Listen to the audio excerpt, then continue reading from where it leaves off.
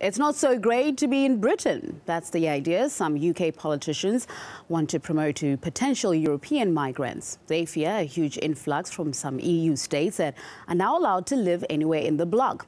Let's get more from RT's Polly Boyko, who's joining us live from London. Polly, are the fears of the politicians justified?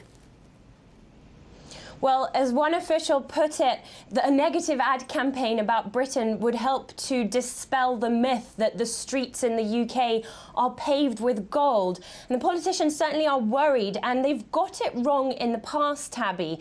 You see, back in 2004, the previous Labour government got it really wrong. They got the figures so wrong about the number of Poles that were coming over to potentially live in England. They suggested that there would be something around 15,000 Polish citizens coming over to the UK.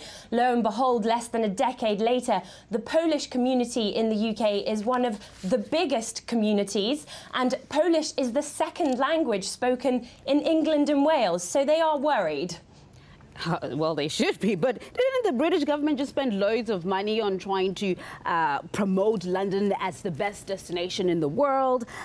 What's this about?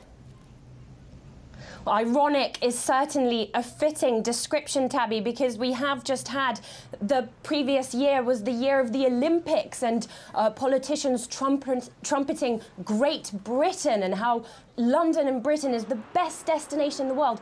Billions of pounds poured into advertising to really sell the UK to the rest of the country. But it seems that for immigrants, potential immigrants from Romania and from Bulgaria, the message is that Britain isn't so great after all. So a lot of people see that sort of as quite farcical, the fact that the government is willing to trash its own image and to admit that there are problems with the economy in disarray, that there's a housing crisis, and that there are problems with schools and hospitals. Well, you know what, Polly, I actually did take a look at some of those ads that you're talking about. What's been the reaction of ordinary Brits on this? Well, everyone's been having a good old chuckle over the idea of over the idea of a negative ad campaign. And, you know, some people have actually said that it's quite insulting, but for Romanians and for Bulgarians. But one newspaper has even suggested that people send in their own suggestions for what an anti-Britain poster would look like. And the result has been really quite scathing and quite harsh to Britain as a country. We've got slogans that include UK yuck and come to Britain and clean the toilets, or even Britain, we haven't left ourselves because the public transport isn't running. So people very sort of, it's mocking at the same time, but quite scathing about the country. And we also took to the streets of London to find out what ordinary Londoners think about the situation. Let's take a listen.